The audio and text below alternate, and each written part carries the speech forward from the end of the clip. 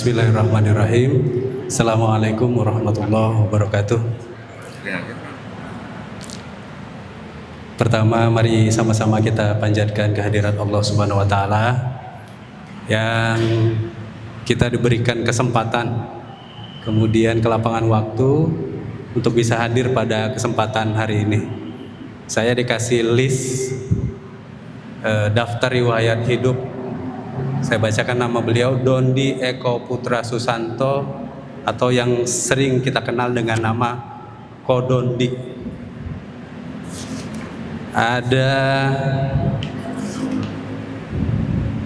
6 halaman kok. Kalau saya bacain nanti nggak habis gitu ya. Jadi kita ingin langsung masuk aja. Perkenalkan, nama saya Roni Pradana. Saya sehari-hari di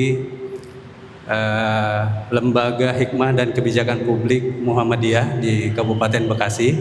Tapi juga saya saat ini sehari-harinya cari kerjanya di pegawai di Sekretariat Jenderal Dewan Perwakilan Daerah Republik Indonesia. Seperti yang sudah bapak-bapak dan ibu-ibu tahu, yang hadir pada saat ini adalah Ustadz Ko Dondi. Beliau sehari-hari kita sering lihat baik di media sosial sih ya, terutama ya. Kita jarang sekali melihat beliau, tapi kalau misalnya di media sosial kayaknya beliau sering trending lah. Biasanya berkaitan dengan persoalan-persoalan akidah. Akidah adalah bagaimana kita memahami agama kita, sekaligus membandingkannya dengan agama-agama lain. Yang Ko Dondi ternyata beliau bercerita tadi di dalam, hampir 10 tahunan ini bergelut memperbandingkan antara agama Kristen, kemudian Yahudi, kemudian Islam, dan akhirnya kemudian beliau memeluk agama Islam. Dan menariknya, ketertarikan atau pembelajaran pribadi dia itu kemudian mencoba dibagikannya kepada kita semua gitu. Yang sampai hari ini ternyata itu cukup menarik. Kalau menurut beliau itu debat itu adalah ajaran agama kita. Kalau nggak salah saya mengutip beberapa kalimat Ko Dondi di YouTube itu semacam ajaran agama kita. Karena yang dilakukan Nabi itu dulu kan gitu kan. Jadi kalian mulai dari Nabi sebelum Nabi Muhammad juga kan memperdebatkan, misalnya Nabi Ibrahim bilang, ini kenapa kalian sembah berhala? Nabi Muhammad juga demikian kan, Tuhan itu satu, bukan banyak Tuhan seperti yang ada di Ka'bah. Nanti kita akan memperdalam ini, tapi kita tadi udah sepakat, kita mau dialog aja. Jadi kalau bapak-bapak, ibu-ibu ada pertanyaan, nanti segera dituliskan, nanti kita kasih kesempatan nanya. Ko Dondi nggak mau ceramah, katanya takutnya ibu-ibu yang di belakang udah mulai lirik-lirik makanan tuh. Makanan udah dibagikan kan sama panitia. Jangan dulu ya. Kita nunggu buka sekaligus belajar agama. Baik. Ada yang mau mulai bertanya atau saya duluan nanya? Ada yang udah siapin pertanyaan dari rumah?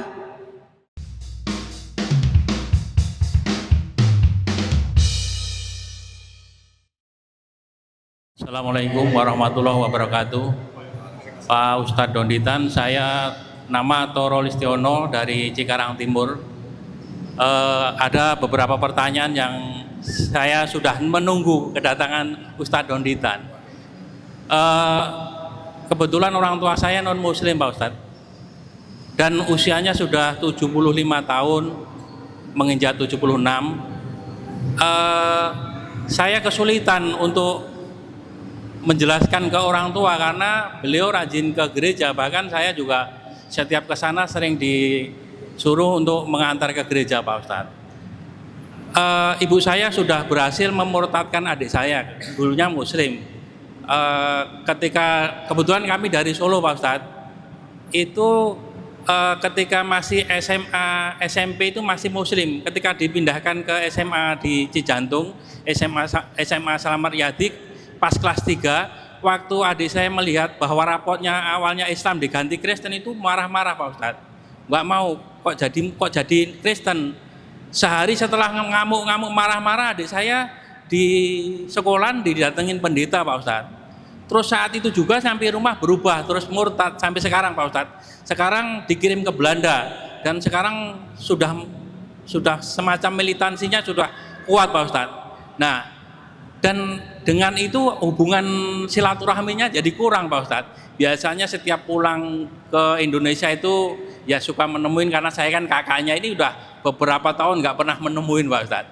Dan setiap kita kasih buku tentang perdebatan Islam dan Kristen itu nggak pernah mau baca Pak Ustadz. Nah ini mohon nasihatnya, mohon kiat-kiatnya seperti apa Pak Ustadz. Dan yang menjadikan mirisnya hati saya sebenarnya hati saya nangis karena ibu saya sudah umur sekian tidak bisa kita ajak untuk menjemput hidayah Pak Ustadz. Terima kasih, mohon penjelasan. Assalamualaikum warahmatullahi wabarakatuh. Hidayah. Baik, bismillahirrahmanirrahim. Pertama-tama Pak, ya, jangan kita jangan muluk-muluk dulu Pak. Pertama-tama yang harus kita ingat apa? Hidayah milik siapa Pak? Ya, hidayah mutlak milik Allah SWT. Jadi kalau kita berharap pengen orang tua kita masuk Islam, ya, menjadi orang beriman sama seperti kita hanya bisa apa Pak? Pertama-tama kita harus berdoa. Selama orang tua kita masih hidup, kita boleh doakan supaya orang tua kita diberi hidayah, supaya orang tua kita menjemput hidayah. Boleh Pak, doakan terus. Mau doakan orang tuanya, doakan adiknya, setiap saat selama mereka masih hidup kita doakan. Tapi kalau sampai mereka meninggal bukan dalam keadaan Islam, kita tidak boleh mendoakan Pak. Ya, Bapak harus ingat juga bahwa Nabi kita Pak, Nabi kita yang mulia, Nabi Muhammad SAW juga tidak bisa membawa pamannya masuk Islam. Itu Nabi Pak. Kita ini siapa Pak? Ya, jadi kita mau berusaha boleh, kita mau berikhtiar boleh, tetapi jangan sampai kita mendahului kehendak kita daripada kehendak Allah SWT. Ya. Nah, apa usaha yang bisa kita lakukan? Tentu saja kita harus mengetahui apa isi daripada kitab mereka Pak. Ya kan? Kalau Bapak nggak tahu isi kitabnya ibu Bapak, bagaimana Bapak mau ngomongin agama ibu gitu? Kan itu masalahnya. Jadi salah satu cara yang paling efektif adalah untuk mengajak saudara kita atau keluarga kita yang masih Kristen, ya, ngomong agama mereka berdasarkan kitab mereka sendiri. Itu Pak. Ya, itu yang kami lakukan, sehingga ketika ada orang datang, orang Kristen datang, yang saya bukain kitab mereka dulu Pak. Ya Pak ya. Ini yang sebagai contoh aja, yang paling gampang aja. Kalau ibu daripada bapak sekarang Kristen, mereka mengaku mengikut Yesus, ya kan Pak? Apa yang diikuti dari Yesus? Bapak harus bisa tunjukin ayat-ayatnya di dalam kitab mereka. Apa yang dilakukan Yesus, apakah sama dengan yang dilakukan oleh ibu bapak? Kalau bapak bisa membuktikan bahwa ibu bapak ternyata tidak melakukan apa yang Yesus lakukan dalam kitab bapak atau kitab ibu, kira-kira gitu Pak. Ya, contoh, Yesus di dalam kitabnya orang Kristen waktu kecil disunat, Lukas pasal 2 ayat 21. Ya, nanti Bapak boleh tonton lagi videonya, Bapak boleh catat, nanti Bapak boleh beli kitabnya seperti kitab ibu, Bapak tunjukin ke ibu. Yesus ketika kecil habis disunat ngapain Pak? Orang tuanya akikah Pak, ayat 24-nya. Lukas pasal 2 ayat 24. Yesus ketika sudah besar, dia berpuasa Pak. Ya, jadi tadi Yesus disunat, akikah, puasa. Matius pasal 4 ayat 2. Kemudian Yesus juga tidak makan babi Pak. Kenapa? Karena dia hidup di bawah hukum Taurat. Matius pasal 5 ayat 17-18. Yesus juga sholatnya sujud Pak. Matius pasal 26 ayat 39. Yesus juga mandi besar Pak. Istilah mereka baptis, istilah kita mandi besar atau mandi junub ya, sama. Itu ada di Matius pasal 3. Kemudian walaupun kita tidak percaya bahwa Yesus atau Nabi Isa itu disalib atau dibunuh, tapi di dalam kitab mereka diceritakan Yesus diturunkan dari kayu salib, dikafani Pak. Bapak tinggal tanya sama ibu, Bu, orang beragama apa yang sekarang laki-lakinya disunat, nggak makan babi, puasa, sholatnya sujud, matinya dikafanin, akikah sama mandi besar gitu. Agama apa yang sekarang begini, yang ngejalanin ini gitu. Ini dilakukan Yesus di dalam kitabnya ibu. Sekarang agama apa yang melakukan ini? Kalau ibu bapak masih bisa melihat, masih bisa mengamati, yang melakukan kan malah orang Islam, bukan orang Kristen. Gitu Pak. Bapak harus tahu isi kitabnya mereka. Kalau nggak tahu ya sampai kapan susah Pak. Kalau kita mau berusaha ya Pak ya. Tapi yang penting pertama tadi saya ulang bahwa kita tetap harus berdoa kepada Allah SWT. Mintakan hidayah untuk orang tua kita, untuk adik kita, ya. Jadi Bapak harus ingat benar bahwa hidayah mutlak milik Allah SWT, ya. Kita hanya bisa mengusahakan. Semoga menjawab pertanyaan Pak. Silakan, mungkin saya kembalikan ke moderator. Baik, innaka la tahdi man ahbabta walakinallaha yahdi may yasha, gitu kira-kira kalau ayat Al-Qur'annya Pak Dondi. Jadi kita tidak bisa memberikan hidayah kepada orang yang kita cintai, tapi Allah lah yang memberikan hidayah kepada orang yang Dia kehendaki. Tapi tetap kan tugas sebagai anak kepada orang tua itu bagaimana kalau misalnya dari sisi perbandingan agamanya, kita kan wajib memberikan semacam berbakti, tetap berbakti walaupun berbeda agama gitu. Ya, sebagai anak kita tetap harus berbakti, harus tetap sayang, harus tetap hormat kepada orang tua kita walaupun beda keyakinan. Bahkan Allah Subhanahu wa taala sendiri memerintahkan kita, jikalau orang tua kita walaupun beda keyakinan memerintahkan kita jawab aja nggak boleh. Ada di dalam Quran, ya kan? Jawab aja nggak boleh, apalagi gitu panjang gitu kan nggak boleh. Pendek aja nggak boleh. Artinya apa? Kita tetap harus menghormati orang tua kita apapun keyakinan mereka, gitu ya. Banyak yang bertanya kepada saya, kok saya mau masuk Islam tapi orang tua saya meninggal bukan dalam keadaan Islam, boleh nggak saya doain? Saya juga pengen orang tua saya masuk surga gitu. Semua orang juga maunya begitu ya. Tetapi Allah Subhanahu wa taala sendiri sudah melarang Nabi ya, di dalam Quran surat At-Taubah ayat ke-113. Nabi itu nggak pantas mendoakan orang-orang yang musyrik walaupun itu kerabatnya sendiri atau keluarganya sendiri ya. Jadi kita juga tidak boleh mendoakan keluarga kita, orang tua kita yang meninggal dalam keadaan kafir, karena urusannya nanti masing-masing gitu di sana ya. Orang tua itu hanya di dunia, tapi kalau sudah di sana urusannya masing-masing gitu ya. Cukup ya gitu ya. Saya cek. Baik, ada yang mau ditanyakan lagi? Ada yang udah mengelis? Baik, sambil memikirkan pertanyaan buat ke Dondi, Bapak Ibu, di beberapa, ada, silakan Pak. Ya, silakan Bapak.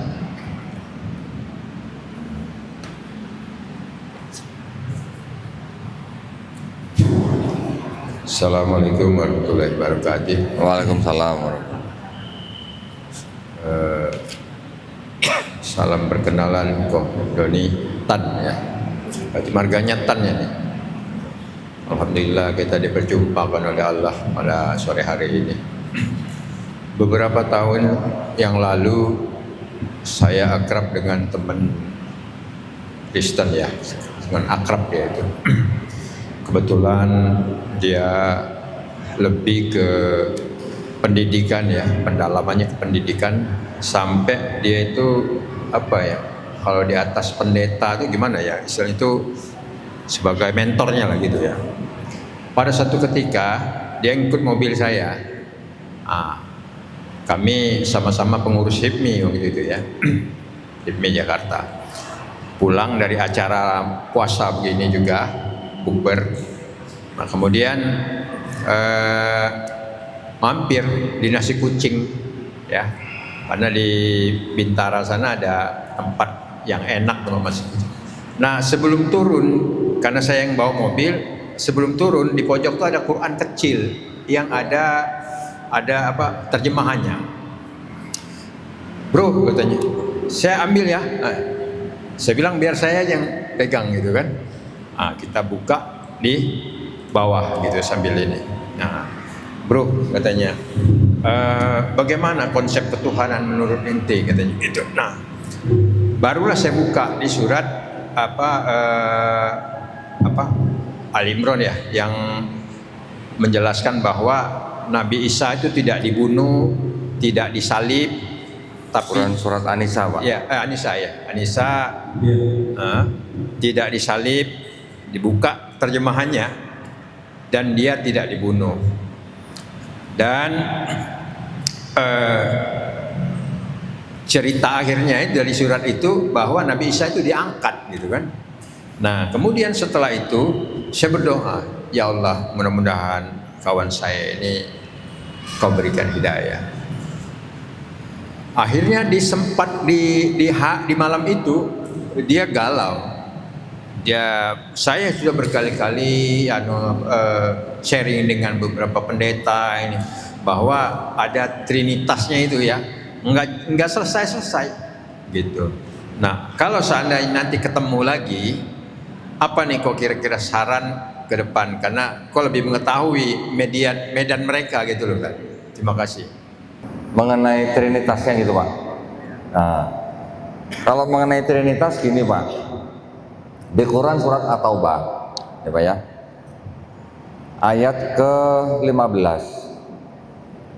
Ayat ke-15 atau ayat ke-30, saya lupa. Ayat ke-30, Pak. Dikatakan bahwa kaum Yahudi menyebut Uzair putra Allah. Kaum Nasrani menyebut Isa putra Allah, ya Pak ya. Itu sudah cikal bakal. Kemudian di Quran surat Al-Maidah ayat ke-72, telah kafirlah orang yang mengatakan Allah itu adalah Isa putra Maryam. Di ayat selanjutnya ayat 73, sungguh telah kafir orang yang mengatakan Allah adalah salah satu dari tiga, ya kan Pak? Jadi Quran sudah membantah semua daripada model Trinitas gitu Pak, model ya, saya bilang model. Bahkan kalau kita baca di Quran surat Al-Maidah ayat yang ke-116, Allah Subhanahu wa taala bertanya kepada Nabi Isa alaihissalam, apakah kamu pernah menjadikan dirimu selain aku dan ibumu? Jadi ada Allah, ada Nabi Isa, ada Maryam sebagai sesembahan mereka. Jadi di Quran sudah membantah semua model ketuhanannya Kristen, walaupun Kristen beda-beda modelnya gitu Pak. Ada Kristen Trinitarian yang dibantah Quran tadi surat Al-Maidah ayat 73, ada Kristen Oneness yang dibantah ayat 72, bahkan ada Kristen Koliridianisme yang dibantah di Quran surat Al-Maidah 116. Semua model sudah dibantah, tapi kalau yang di 116 sekarang Kristennya sudah nggak ada Pak, sudah punah sekarang. Kalau Bapak tanya, nanti kalau saya ketemu lagi gimana gitu kan? Ya nggak gimana-gimana, biarin aja Pak kalau dia mau tetap beriman kepada Trinitas. Tetapi kalau Bapak sebagai Muslim mau mengajak temennya masuk Islam, selain mendoakan, Bapak juga harus tahu kitab mereka. Seperti tadi Bapak ini jawabannya sama Pak. Ya, kalau Bapak nggak tahu kitab mereka, Bapak mau berdiskusi, mau berdebat 2 hari 3 malam misalnya, atau 3 hari 2 malam tentang Trinitas, nggak akan kelar-kelar Pak, nggak akan selesai-selesai.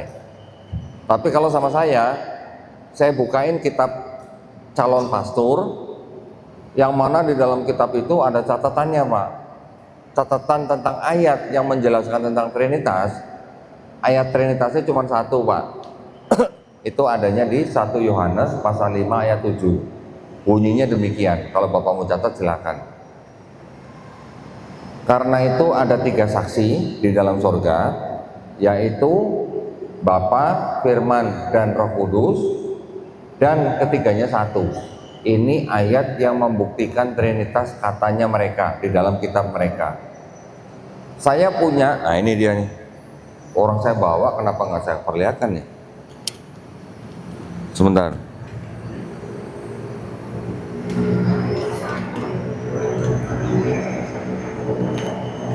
Saya bawa, Pak, ini, Pak. Ini satu koper bagus semua. Iya. Jadi makanya kalau saya ngobrol sama orang Kristen, Pak, saya lebih suka ada bukunya, gitu ya. Kalau cuma narasi-narasi aja tuh saya takutnya disangkain asumsi atau apa gitu. Ini karena banyak bukunya di bawah, jadi ngambilnya agak makan waktu ini. Tunggu sebentar ya.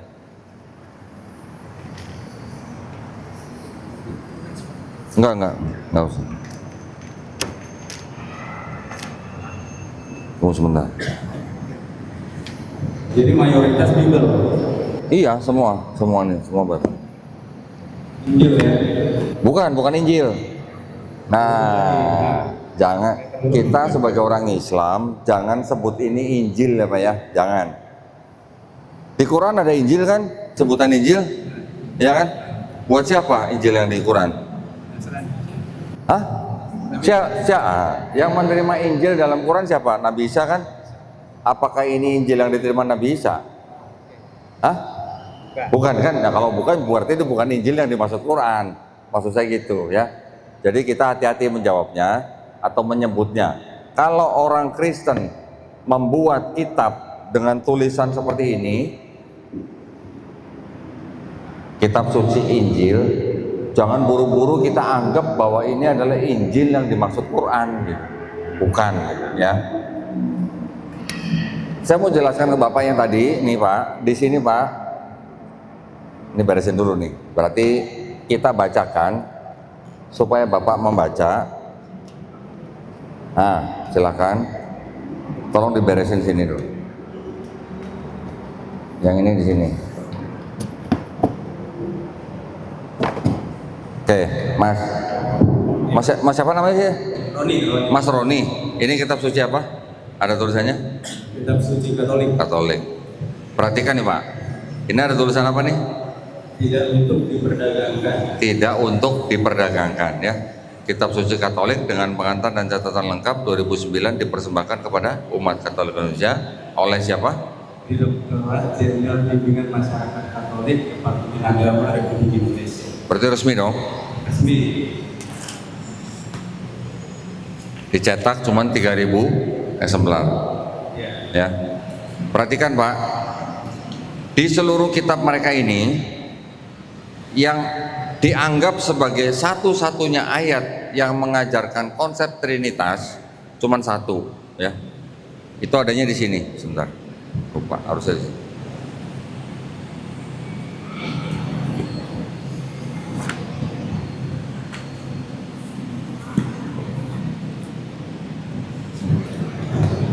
Nah, ini ayatnya 1 Yohanes pasal 5 ayat 7, ya. Jadi kitab atau suratnya namanya 1 Yohanes pasal 5 ayat 7. Bunyinya begini, tolong bacain. Baca ini nggak usah pakai bismillah ya. Yang di garis merah. Sebab ada 3 yang memberi kesaksian di dalam sorga, Bapa, Firman, dan Roh Kudus. Bapa, Firman, Roh Kudus, terus? Dan ketiganya adalah satu. Dan ketiganya satu. Ya, ini konsep Trinitas, Pak. Ada keterangan di bawah ayat di dalam sorga sampai di bumi, keterangannya bagian ayat ini apa? Tidak terdapat dalam naskah Yunani yang paling tua, dan tidak pula dalam terjemahan kuno.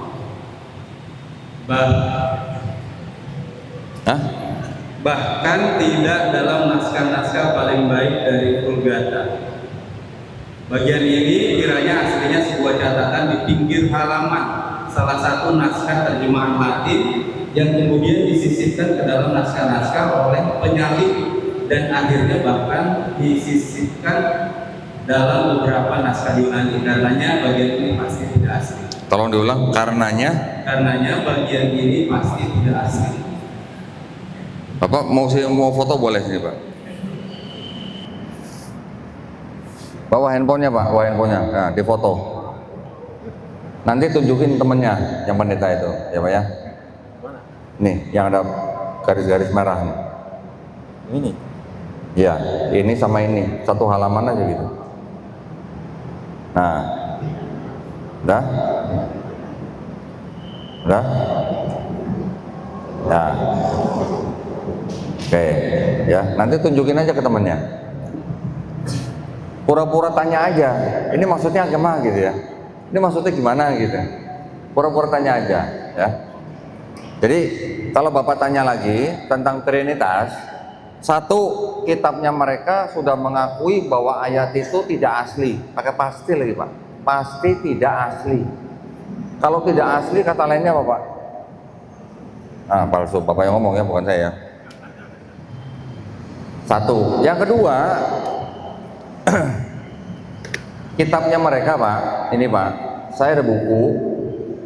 Buku ini menjelaskan bahwa sebagian ya dari kitab mereka yang disebut dengan surat Markus ini ternyata menyadur cerita novel Pak. Novelnya ditulis kira-kira abad ke-8 sebelum Masehi. Yang nulis novel namanya Homer.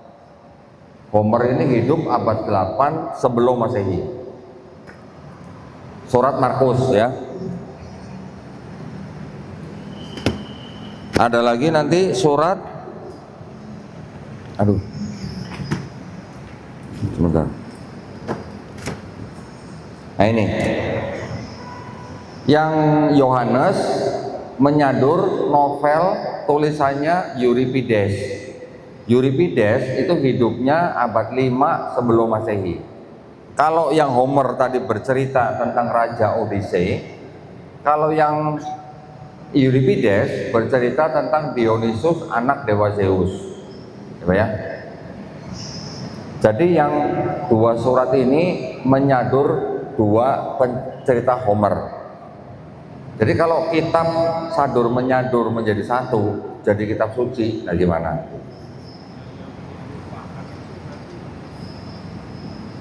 Yang diserupakan? Yang diserupakan ketika Nabi Isa diangkat, berarti Yudasnya itu ya. Nah, gini. Tolong dijelaskan ya tadi. Di Quran surat An-Nisa ayat ke-157 dikatakan bahwa Nabi Isa apa? Wa ma qataluhu wa ma salabuhu walakin syubihalahum, ya kan? Artinya Nabi Isa alaihissalam tidak dibunuh dan tidak disalib, tetapi orangnya diserupakan, ya. Kalau Bapak mendengar Yudas Iskariot itu tidak ada dalam Quran Pak. Ya, itu adanya di tafsir Ibnu Katsir. Ya, kalau tafsirnya Ibnu Abbas menceritakan bahwa yang disalib, yang diserupakan itu adalah murid Nabi Isa alaihissalam yang paling setia, tapi tidak disebutkan namanya. Ya, kalau yang di Quran tidak ditulis namanya siapa yang diserupakan, buat Bapak penting nggak? Penting. Nama yang diserupakan buat Bapak penting nggak di Quran? Penting nggak Pak namanya? Buat pembelajaran. Tapi berurusan dengan akidah nggak Pak? Nama orang itu? Berurusan. Jadi Bapak harus tahu namanya siapa.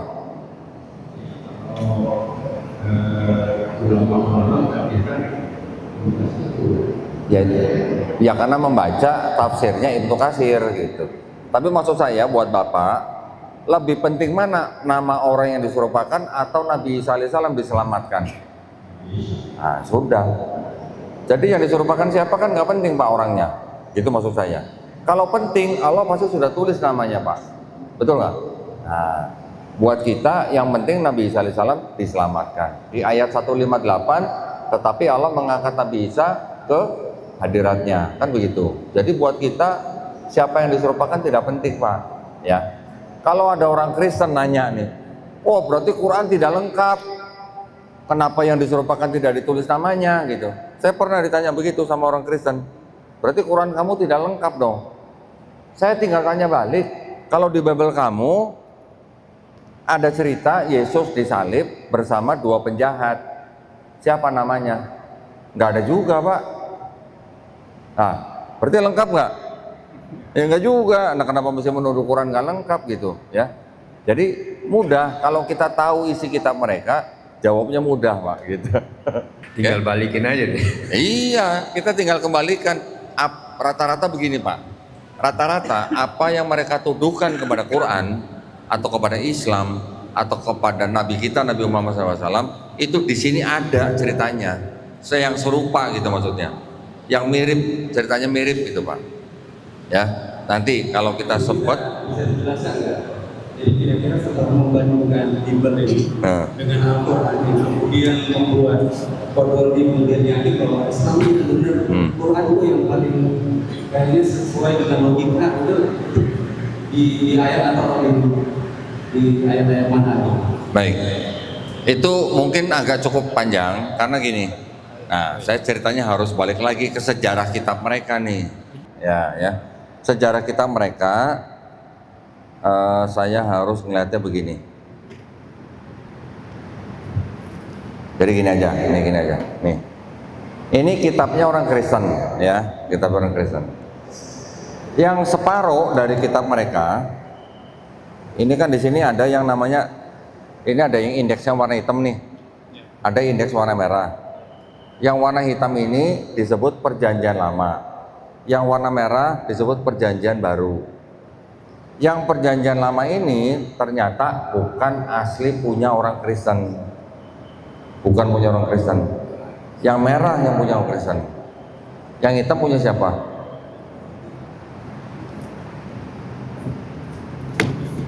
Mejanya kurang besar ini kayaknya.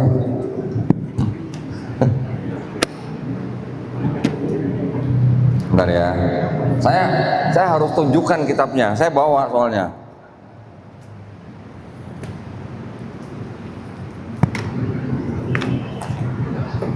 Jadi kalau saya nggak tunjukkan nanti sangkain saya asumsi lagi. Nah ini kitabnya orang Yahudi. Nah ya, kitabnya orang Yahudi ini yang dijadikan separohnya kitabnya orang Kristen yang ini, yang dengan disebut Perjanjian Lama. Tapi tidak langsung dari sini ke sini, tidak, melalui sebuah kitab terjemahan. Ya, kalau kitabnya orang Yahudi ini yang disebut dengan Tanakh ditulis dalam bahasa Ibrani, disusun kira-kira abad ke-5 sebelum Masehi. Di abad ke-3 sebelum Masehi, kitab itu dalam bahasa Ibrani diterjemahkan ke dalam bahasa Yunani.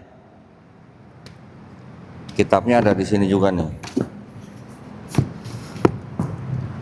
Ini kitabnya. Ini terjemahan ya. Jadi dari bahasa Ibrani diterjemahkan ke bahasa Yunani. Kemudian setelah beratus-ratus tahun baru yang ini menjadi ini. Setelah beratus-ratus tahun ya. Jadi kitabnya orang Kristen itu baru selesai di tahun 397 Masehi. Jadi kalau ini abad 5 sebelum Masehi, yang ini abad 3 sebelum Masehi, menjadi bagian daripada kitab Kristen abad 4 Masehi. Jaraknya hampir 1000 tahun berarti, ya kan? Hampir 1000 tahun. Nah, di dalam kitabnya orang Yahudi yang ini sebenarnya tidak ada konsep, ada ramalan untuk Yesus gitu, nggak ada. Tidak ada ya. Tapi ketika diterjemahkan ke bahasa Yunani, terjemahannya diubah-ubah oleh bapak-bapak gereja. Ketika di abad-abad kedua, ketiga, keempat. Setelah terjemahannya diubah-ubah, baru kitab yang ini menjadi ini, seolah-olah kitab yang di Perjanjian Lama berbicara tentang kedatangan Yesus di Perjanjian Baru. Ya, ini perbuatan daripada bapak-bapak gereja yang merubah-rubah terjemahan Yunani, sehingga seolah-olah menjadi berbicara tentang kedatangan Yesus di Perjanjian Baru, kitabnya orang-orang Kristen. Ya, ketika sudah jadi begini, mereka mengaku bahwa Yesus sudah dinubuatkan di Perjanjian Lama. Padahal menurut orang Yahudi yang punya kitab ini nggak ada nubuat buat Yesus, nol, nihil gitu. Ya, jadi kalau orang Yahudi dikasih kitab ini terjemahan, yang terjemahannya sudah dirubah-rubah, sama orang Yahudi mau nggak dibaca nih Pak? Nggak mau. Ini pasti dibuang ke tempat sampah sama orang Yahudi. Ya.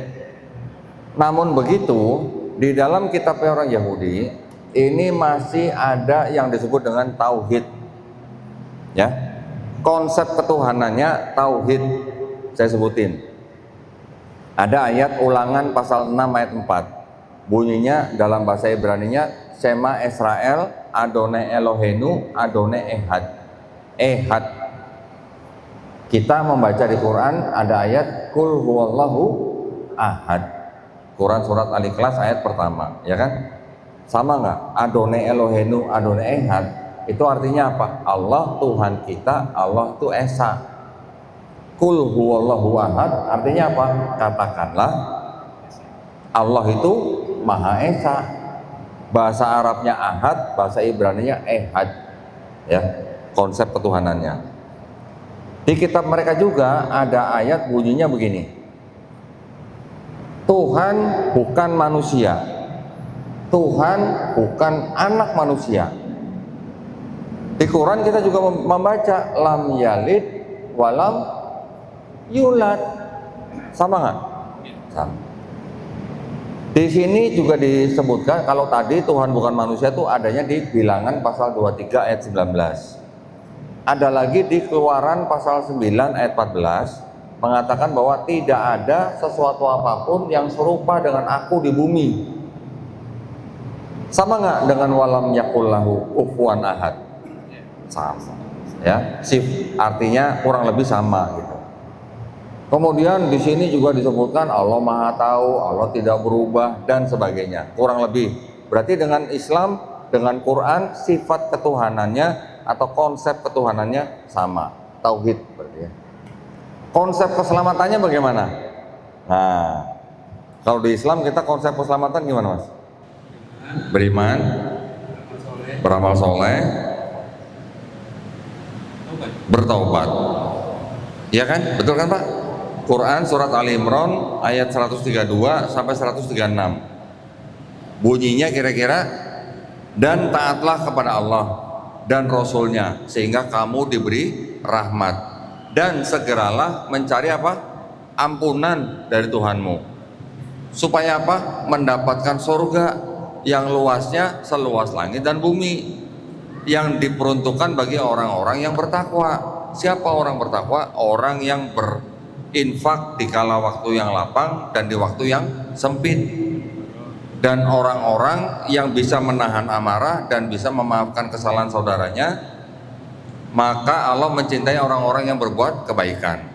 Orang-orang yang berbuat kekejian dan zolim kepada diri sendiri, zolim diri sendiri itu maksudnya apa? Musyrik juga bisa zolim pada diri sendiri nggak? Bisa. Menyembah selain Allah juga termasuk zolim kepada diri sendiri, ya kan? Dan orang-orang yang berbuat kekejian dan berbuat zolim kepada diri sendiri, maka segeralah mencari ampunan dari Tuhannya. Ya. Dan siapa lagi yang bisa mengampuni dosa selain Allah? Orang-orang yang berbuat demikian mendapatkan surga yang mengalir sungai-sungai di bawahnya. Bunyinya kira-kira gitu ya. Quran surat Ali Imran dari ayat 132 sampai ayat 136. Di sini ada ayat begini, bertobat lebih baik daripada mempersembahkan korban.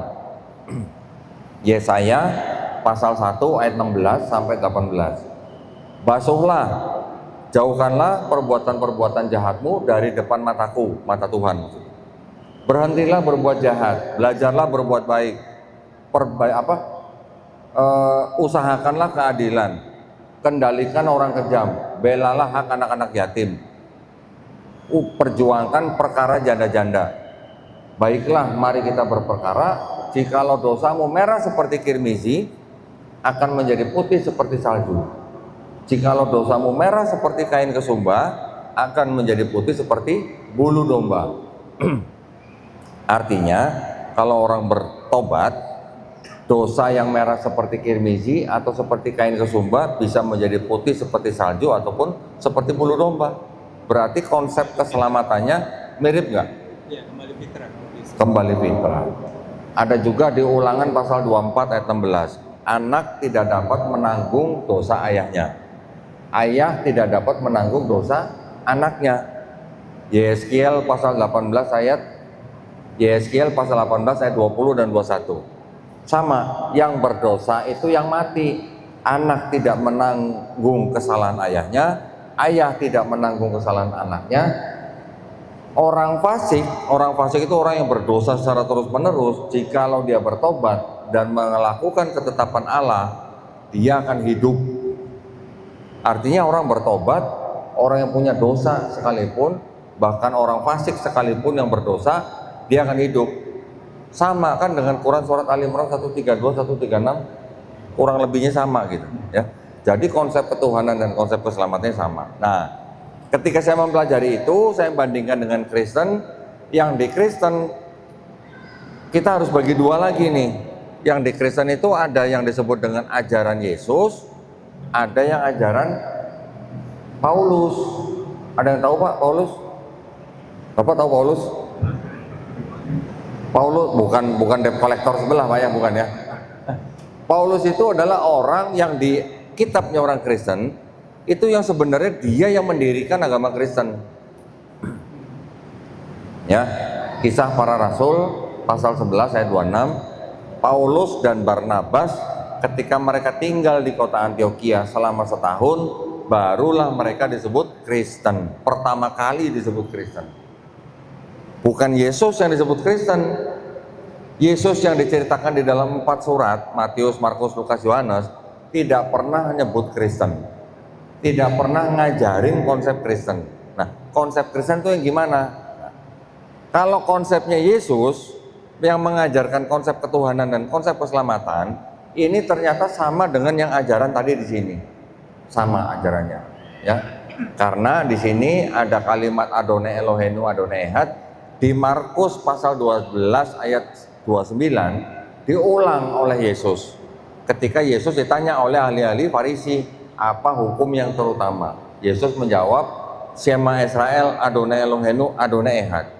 Sama dengan Ulangan pasal 6 ayat 4. Dan Yesus ketika ditanya bagaimana caranya masuk surga, siapa yang terbesar di kerajaan surga, Yesus jawabnya apa?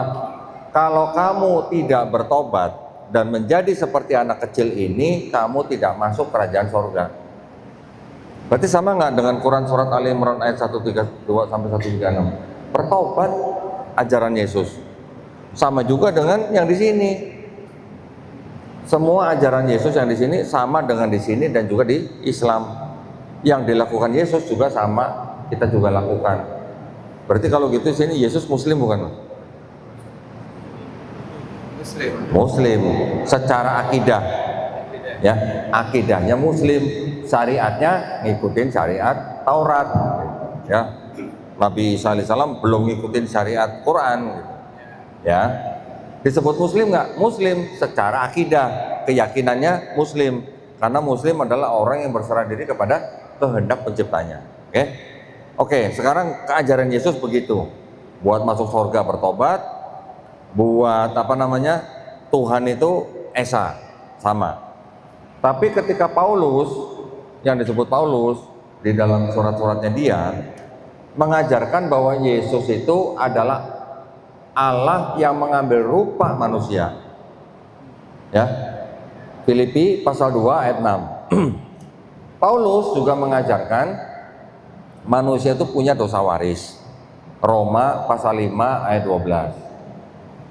Paulus juga mengajarkan kalau mau selamat, mulutmu harus mengaku Yesus sebagai Tuhan dan percaya dalam hatimu bahwa Yesus telah dibangkitkan dari antara orang mati, baru kamu selamat. Roma pasal 10 ayat 9. Sama nggak dengan ajaran Yesus? Beda.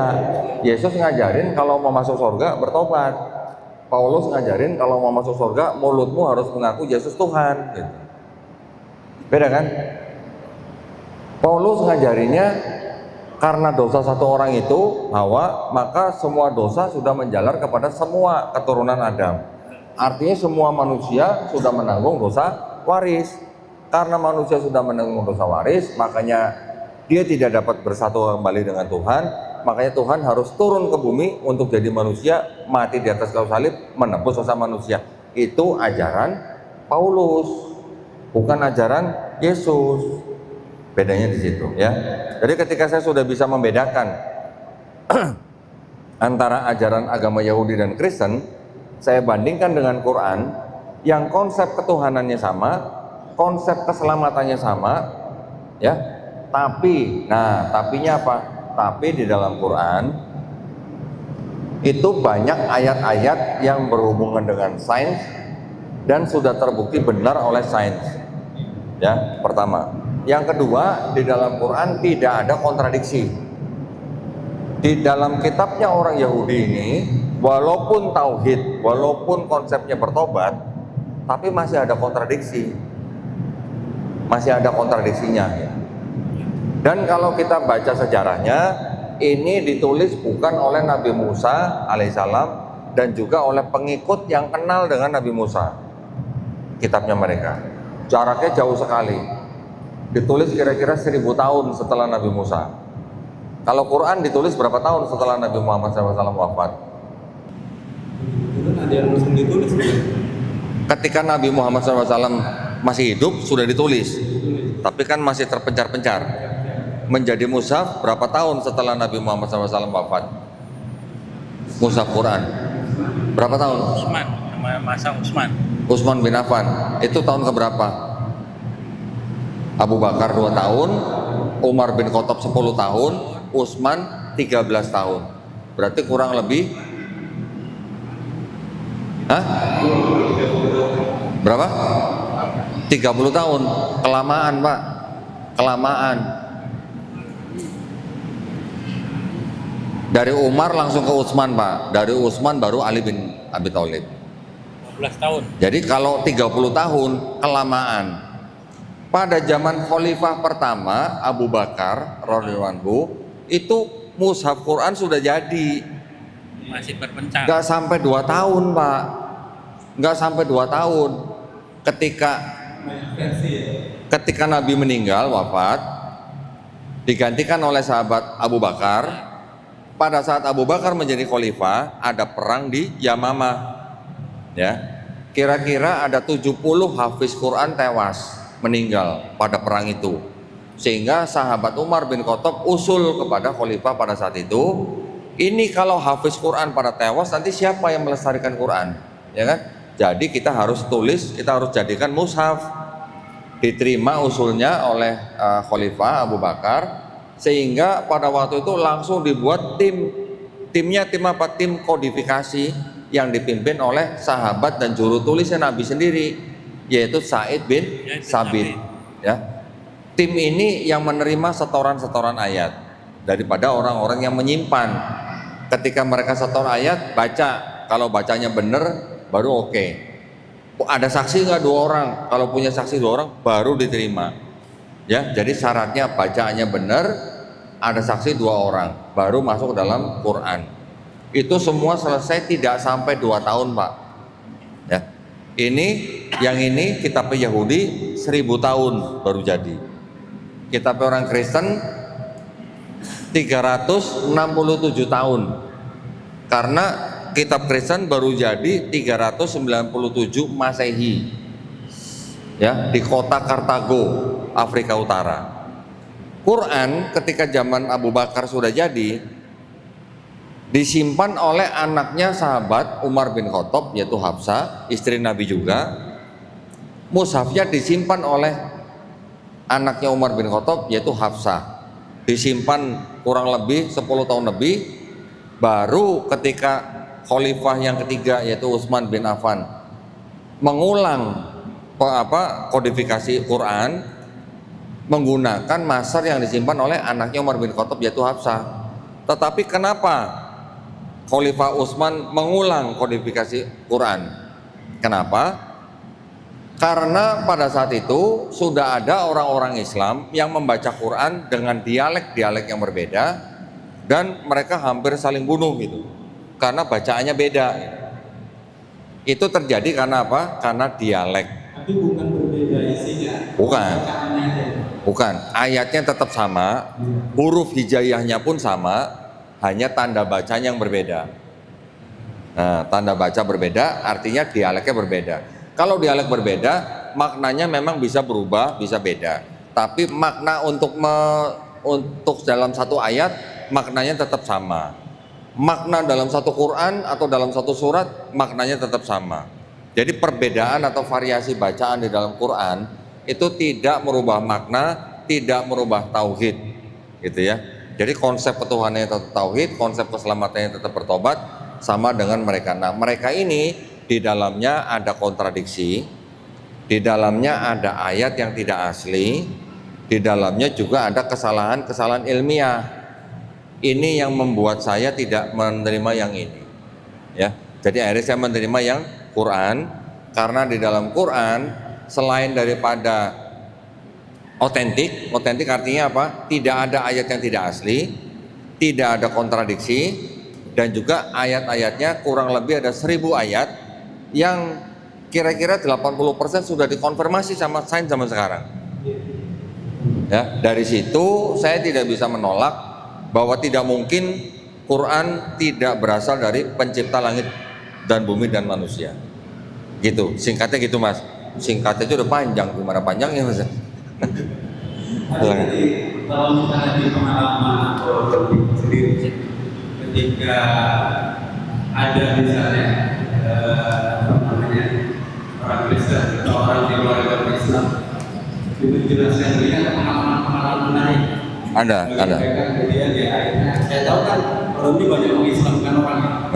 Itu udah jaminan surga nih. Oh, Masya Allah, jangan. Kamu bawa orang di dalam Islam katanya dapat Enggak. tertentu di dalam surga.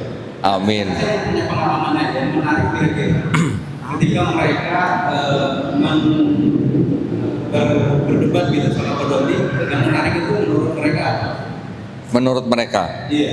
yang membuat mereka kaget.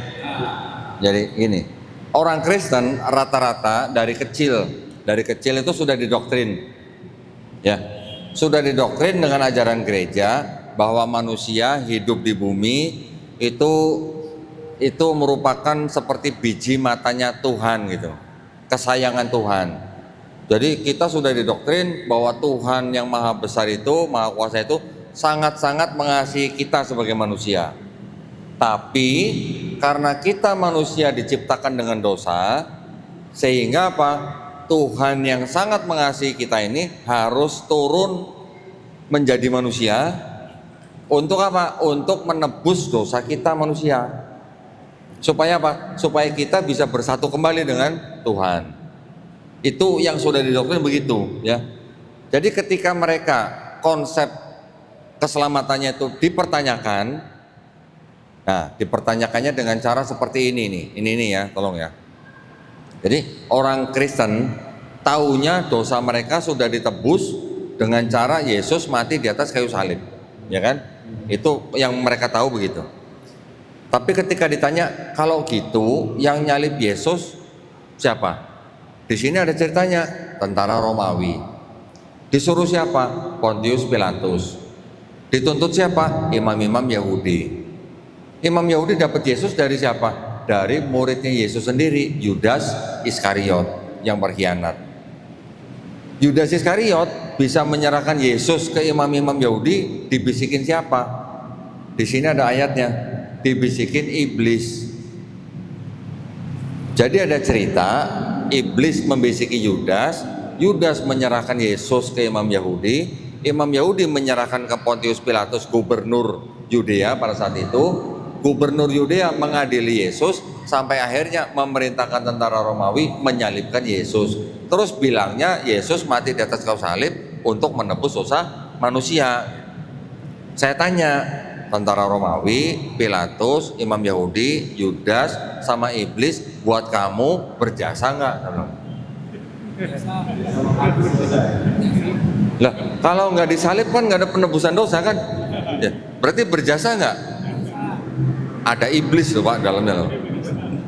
Salah satunya ada iblis yang dari 5 nih. Kalau berjasa menebus dosa manusia, kira-kira masuk surga, masuk neraka? Hah? Masuk surga. Iblis bisa masuk surga Pak? Atau mau satu surga sama iblis? Saya tanya gitu. Oh enggak, kata gitu kan.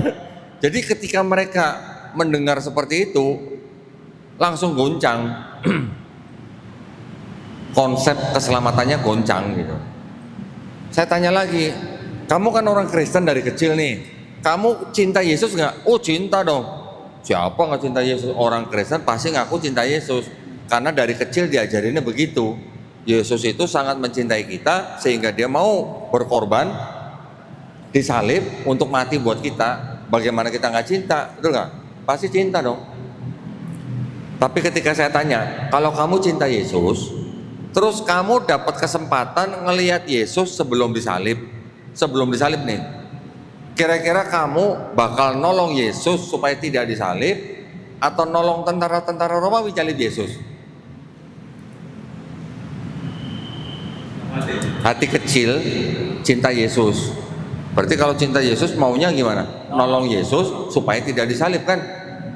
Kalau tidak disalib, dosanya nggak jadi ditebus dong. Si malakama. Tapi kalau nolong tentara Romawi nyalib Yesus, tega bener, katanya cinta, tapi kenapa nyalib gitu? Berarti egois dong. Itu maksud saya. Dengan pertanyaan seperti itu goncang konsep keselamatannya. Nah, baru saya buktikan bahwa yang mengajarkan seperti itu tuh bukan Yesus. Yang ngajarin itu siapa? Paulus. Saya bisa kasih lihat ayat-ayatnya. Gitu. Nah, ketika mereka sudah sadar, oh ternyata selama ini saya pengikut Paulus, baru saya pengennya, karena saya sudah cinta Yesus, saya maunya pengikut Yesus. Saya kasih tahu Yesus di sini ngapain, dia bilang. Kecil disunat, kecil diakikah, dibaptis, puasa, sholatnya sujud, mandi junub, dikafani. Siapa dong? Yang begitu siapa? Cuman Islam. Yahudi malah nggak semuanya begitu. Malah kita yang melakukan begitu. Kita yang melakukan sunnah Yesus dalam Bible ya. Sunnah Yesus. Ya, tapi gini, maksud saya gini. Kita umat Islam melakukan atau mengikuti Quran dan sunnah Nabi, ya kan? Tapi yang kita lakukan kan mirip dengan yang Yesus lakukan di sini.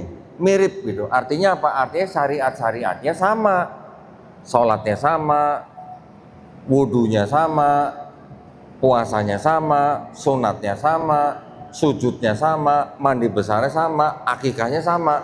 Cuman yang di Quran dan sunnah sudah disempurnakan.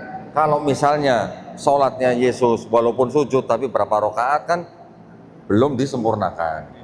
Wudunya mungkin yang dibasuh hanya tangan dan kaki. Kita sekarang disempurnakan. Akikah dulu di sini Yesus dengan sepasang burung, kita sekarang laki-laki sepasang domba atau kambing. Itu yang disebut dengan syariat yang disempurnakan. Tapi syariatnya kan sama. Nah, itu maksudnya. Ketika mereka dengar, loh, ternyata yang umat Islam lakukan itulah yang dilakukan Yesus dalam kitab mereka. Ya sudahlah, saya juga mau ikut Yesus gitu. Banyak yang ngomong gitu. Caranya gitu ya. Jadi kalau kita nggak tahu isi kitab mereka, kita nggak akan bisa diskusi sama mereka, nggak akan bisa tahu kelemahan, kekuatan dan kesamaan atau perbedaan dengan Quran dan Islam. Gitu, Mas Roni. Ya. Udah ditegur ya? Waduh. Emang udah jam berapa kan? Masih lama loh padahal. Kira-kira kalau buat kita sekarang ini itu kalau dari versi teknologi sendiri bagaimana untuk menguatkan akhir kalau kita mau kaitkan dengan tema kita, kalau bisa di agak sedikit. baik. Nah, kalau masalah akidah ya, tadi akidah itu kita sudah beberapa kali kita dengar dari tanya jawab. Contoh ketika Nabi Isa alaihissalam tidak dibunuh dan tidak disalib, itu juga akidah kita ya. Itu dijelaskan di dalam Quran surat An-Nisa ayat 157. Tujuannya apa? Sebagai salah satu fungsi daripada Al-Quran ya Pak ya, yang disebut dengan mubayyin, menjelaskan. Contoh yang tadi, Nabi Isa tidak dibunuh dan tidak disalib. Fungsi sebelumnya, Quran juga sebagai al-muhaimin, yang mengoreksi, sebagai batu ujian ya, batu ujian mengoreksi apa yang sudah disalahpahami dalam kitab-kitab sebelumnya. Tapi ini bukan Taurat dan Injil yang dimaksud Quran.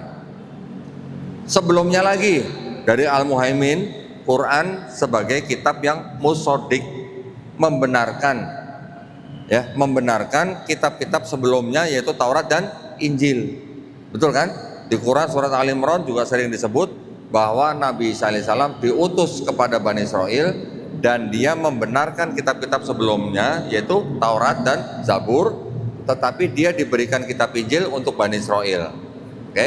Jadi Quran punya 3 fungsi. Yang pertama sebagai musodik, membenarkan. Yang kedua sebagai al-muhaimin, batu ujian atau pengoreksi. Yang ketiga sebagai al-mubayyin, yang menjelaskan. Oke. Tapi, nah ini yang harus kita hati-hati nih ya buat Bapak Ibu. Kita harus hati-hati. Di depan kita banyak kitab-kitab. Ada tulisan begini. Kitab suci Injil. Ya, tulisannya Injil. Di sini ada tulisan lagi begini. Kitab suci Taurat dan Zabur. Ada tulisan begini ya. Pertanyaan, apakah kitab ini dan ini adalah kitab Taurat dan Injil yang dimaksud Quran? Ini pertanyaannya. Apakah ini dan ini yang dimaksud Taurat dan Injil yang dimaksud Quran? Bukan. Bisa jelasin Pak? Bisa buktiin nggak Pak kalau ini bukan Taurat yang dimaksud Quran? Perubahan. Oke. Alhamdulillah, keren. Ini akidah kita bukan Pak? Akidah. Jadi kalau buat orang Islam, jangan bilang bahwa ini adalah Taurat yang dimaksud Quran. Jangan bilang ini Injil yang dimaksud Quran. Ini yang disebut dengan akidah kita, ya. Kenapa? Karena saya tadi jelasin di dalam sih. Ini curang nih moderatornya, tadi nyolong ilmu di dalam nih. Kitabnya orang Yahudi yang ini disusun 1000 tahun setelah nabinya. Oke. Nabinya sendiri, Nabi Musa, tidak pernah di dalam kitab ini menyebutkan agamanya Yahudi. Tidak pernah menyebutkan kata Yudaisme, tidak ada Pak. Ya. Yang menyebut mereka agama Yahudi siapa atau Yudaisme? Orang-orang di sekitar mereka di Palestina. Ya. Nabi Isa alaihissalam sendiri di dalam kitabnya mereka tidak pernah menyebut kata Kristen. Nabi Isa atau Yesus. Yesus juga tidak pernah mengajarkan konsep Kristen. Yang disebut Kristen Paulus dan murid-muridnya. Kita baca di Quran surat Maryam ayat ke-30. Qala ini Abdullah, sebenarnya aku ini adalah hamba Allah. Ini perkataan daripada Nabi Isa. Ataniyal kitabah. Betul? Dia memberiku kitab apa? Kitab Injil. Wajah alani nabiya, dia menjadikan aku seorang nabi. Ketika kita baca ayat itu, Nabi Isa ngomong ketika Nabi Isa masih bayi di pangkuan ibunya, betul? Betul kan? Ketika masih bayi, Nabi Isa ngomong, Qala ini Abdullah wa ataniyal kitabah wa ja'alani nabiya. Lah masih bayi. Apakah maksudnya Nabi Isa menerima kitab Injil, menerima buku dari langit jatuh? Enggak. Artinya apa? Kalau disebut diberikan kitab, apakah berbentuk buku seperti ini jatuh dari langit? Tidak. Artinya kata kitab itu artinya adalah sebenarnya wahyu. Wahyu-wahyu yang diturunkan Allah SWT kepada Nabi dan Rasulnya untuk Bani Israel pada zaman itu. Setuju Pak? Setuju ya? wahyu bentuknya kayak gimana? Wahyu adalah pesan atau pengetahuan yang masuk ke dalam kolbunya Nabi, bisa langsung masuk ke dalam kolbu Nabi, atau bisa langsung diterima atau dikirim lewat malaikat Jibril alaihissalam, pembawa wahyu, ya kan?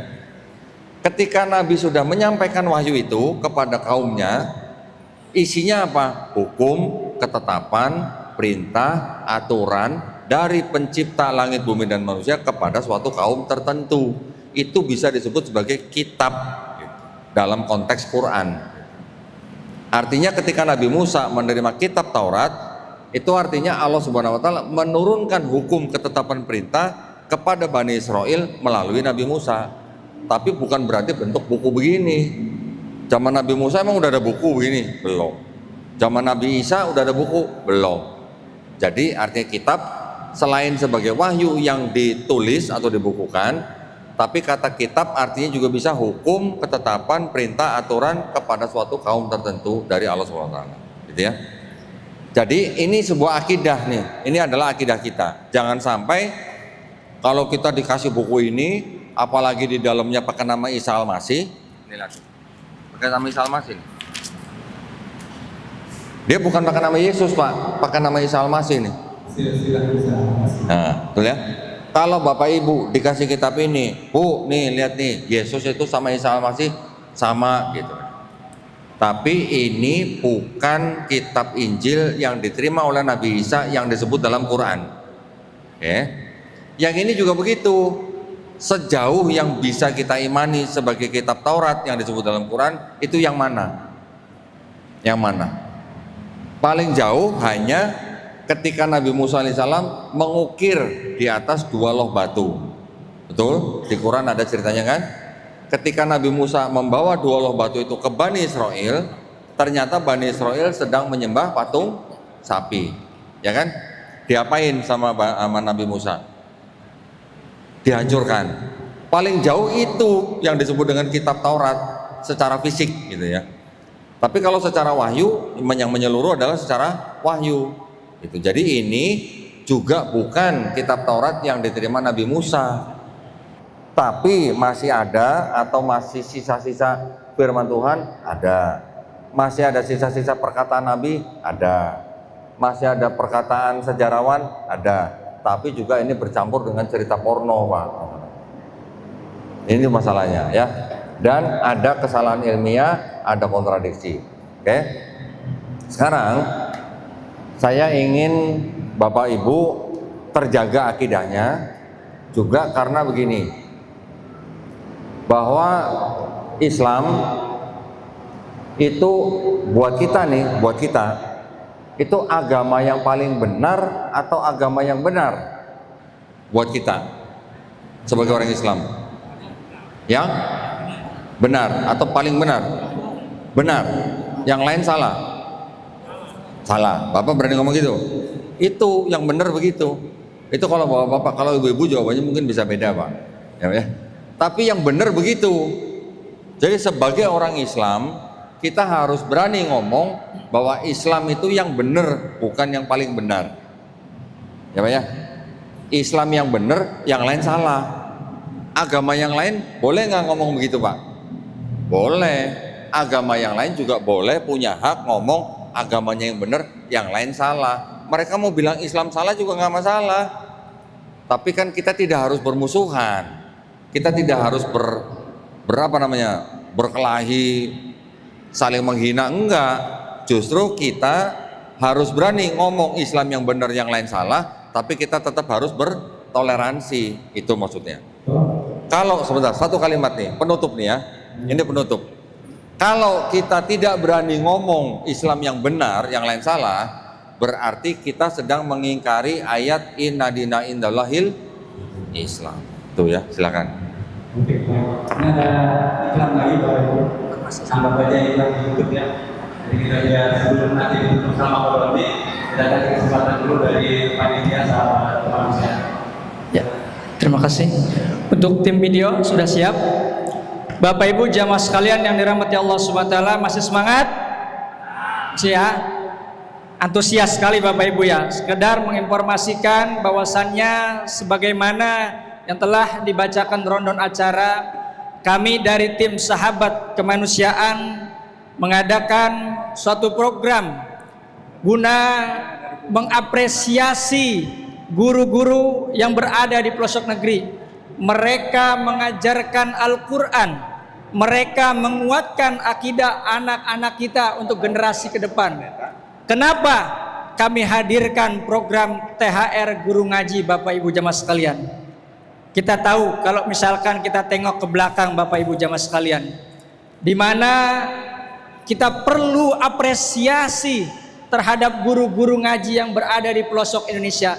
Kami punya target, Bapak Ibu, mendistribusikan 350 paket untuk 350 guru ngaji yang tersebar di 10 wilayah, di antaranya di Kabupaten Karawang, kemudian di Kabupaten Bekasi, tepatnya di Muara Gembong, di Sukakarya, juga ada di Sumatera Utara, di Aceh, di Banten, dan juga NTT dan sekitarnya. Bapak Ibu, ada contoh yang sangat menyedihkan. Mari kita sama-sama simak video daripada kegiatan THR Guru Mengaji ini.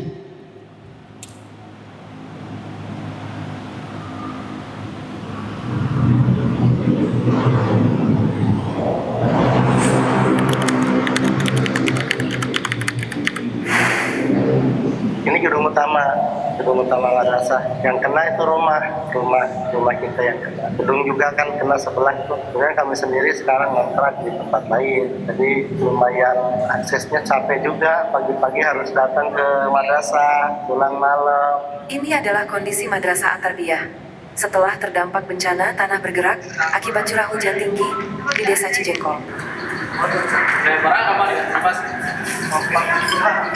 Saya Pak Maudin, biasa dipanggil Ustaz Ahmad. Ya, kami pengajar juga pengurus masjid juga. Kalau total murid sih ada 83. Terawih alhamdulillah masih jalan. Masjid juga kena. Masjid juga tempat imam bawahnya itu udah bolong, akan dipindah, akan direlokasikan. Ya tahulah dari mana biayanya. Bismillahirrahmanirrahim. Assalamualaikum warahmatullahi wabarakatuh. Perkenalkan, nama saya Nur Hilma. Nah, kesibukan dari Senin sampai Jumat saya ngajar. Dari Sabtu sampai Minggunya saya kuliah di Universitas STIT Rakyat Santang di Lamaran tempat. Jadi guru tuh meskipun gajinya kecil tapi banyak barokahnya gitu. Ada aja. Meskipun misal kita nggak punya uang nih, tapi ada aja yang ngasih atau keberuntungan yang datang gitu. Kalau keluarga kan kemarin baru mama tuh meninggal ya. Kalau ayah tuh udah dari kelas 5 SD meninggalnya. Jadi sekarang pas ke Karawang dari awal biayanya diri sendiri. Itulah sedikit cerita dari banyak guru-guru ngaji yang ikhlas menjaga nyala cahaya Al-Quran di negeri ini. Di balik senyum syukur yang mereka berikan, ada perjuangan panjang yang jarang kita dengar. Ada kaki yang berjalan berkilo-kilometer. Dan ada waktu istirahat yang dikorbankan demi melihat anak-anak kita fasih melafalkan ayat suci. Mereka tidak pernah meminta, tapi kitalah yang butuh keberkahan dari doa-doa mereka. Mari muliakan para penjaga ayat ini. Sedikit kepedulianmu adalah senyum abadi bagi mereka. Salurkan donasi terbaikmu untuk program THR Guru Ngaji. Assalamualaikum warahmatullahi wabarakatuh. Halo para sahabat semua, tim Sahabat Kemanusiaan sedang prepare paket THR Guru Ngaji dan juga Senyum Ramadan. Jadi buat teman-teman semua yang mau ikut donasi masih terbuka. Yuk join bersama kita, bersama Sahabat Kemanusiaan, menebar kebaikan untuk berbagi, bertumbuh, dan bermanfaat. Jangan lupa donasi di bawah ini.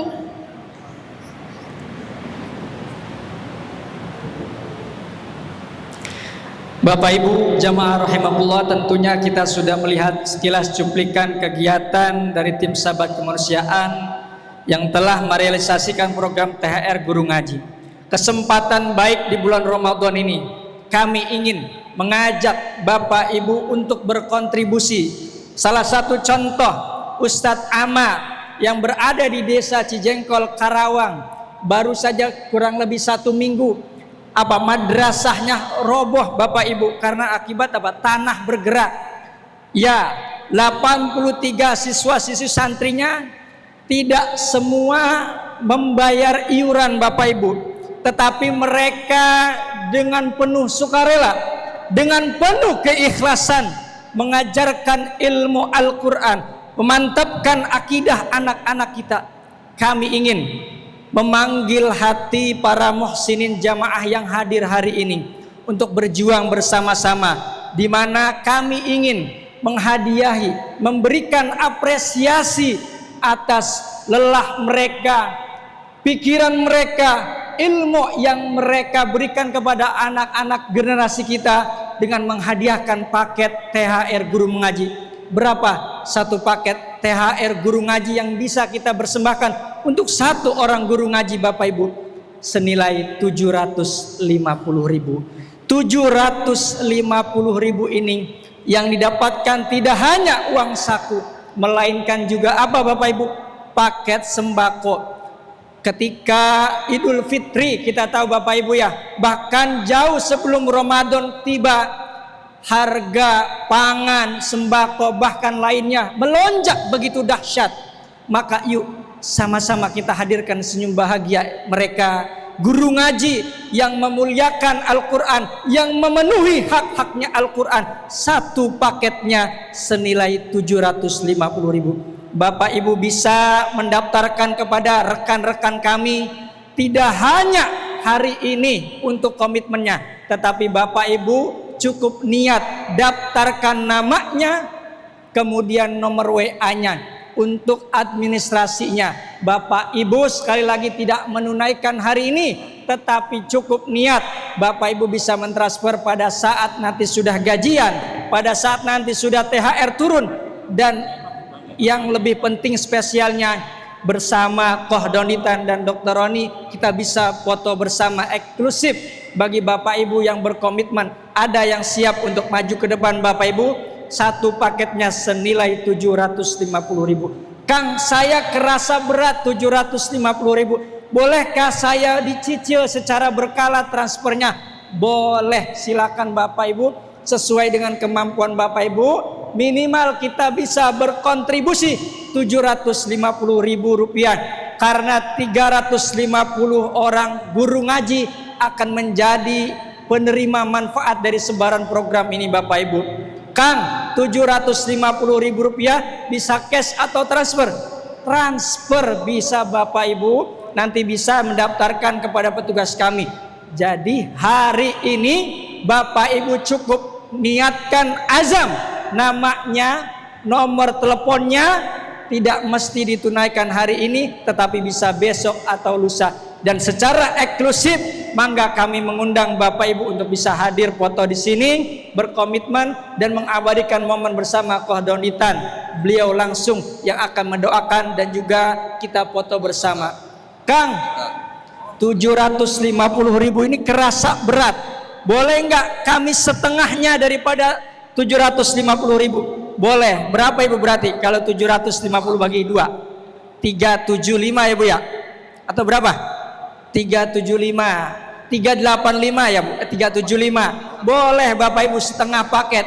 Semakin banyak donasi yang terhimpun, maka semakin banyak pula penerima manfaat dan senyum bahagia yang hadir di guru-guru pelosok Indonesia.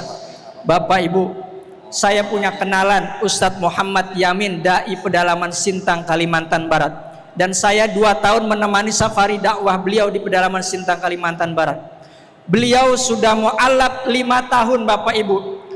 Ketika beliau meneruskan dakwahnya, beliau ini sempat ditolak oleh salah satu tokoh yang berada di pedalaman Sintang, Kalimantan Barat, suku Dayak. Bahkan beliau diancam untuk dibunuh, disantet bahkan Bapak Ibu oleh suku Dayak. Tetapi karena keyakinan beliau, ketika kita menolong agama Allah, Allah akan tolong. Ternyata Masya Allah, begitu dahsyatnya keyakinan beliau sampai masih sekarang masih hidup Bapak Ibu, masih kontekan dengan saya. Setiap pulau-pulau mereka sambangi.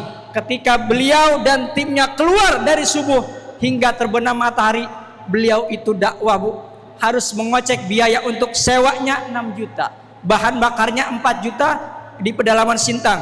Dari subuh sampai menjelang maghrib baru 3 pulau yang baru bisa mereka lalui Bapak Ibu. Mereka ambillah setiap pulau kampung ini satu orang mereka didik untuk menjadi satu orang apa? Generasi Qur'ani, menjadi seorang dai Bapak Ibu.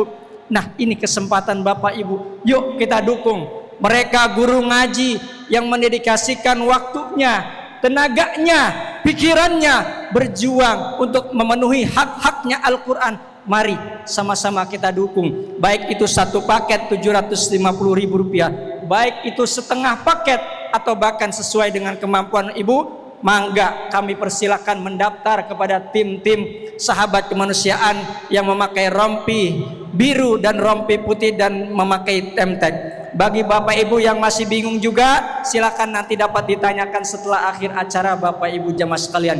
Mudah-mudahan besar kecil nominal yang dititipkan oleh Bapak Ibu ini menjadi rupiah yang memang akan kekal abadi, menjadi tabungan akhirat yang kelak akan memancarkan cahaya di alam kubur ketika kita sudah meninggal dunia. Kok ada yang tanya kepada saya, kalau misalkan sudah meninggal dunia, sedekah kita ini kita niatkan untuk orang tua kita yang meninggal dunia, apakah nyampe? Satu itu kok. Kedua, ada yang nanya ke saya, ketika kami komitmen hari ini, qadarullah azam kami tidak tertunaikan karena sudah dipanggil oleh Allah SWT, apakah ini menjadi hutang? Gitu-gitu. Insya Allah yang pertama sampai, insya Allah. Insya Allah sampai. Yang kedua, ini kerennya Islam nih ya. Makanya saya selalu bilang di podcast saya, gak ada yang gak keren dari Islam. Ya. Jadi ketika kita sudah berniat saja, belum melakukan atau belum mewujudkan, kita sudah dapat pahala. Masya Allah. Betul kan? Betul. Ketika kita berniat jahat tapi belum melakukan, dicatat nggak? Tercatat? Tidak dong. Ya. Ya. Tapi kalau kita sudah berniat kebaikan, kita belum melakukan, sudah tercatat, sudah dianggap sebagai niat. Niat. Pahala kebaikan. Barakallah.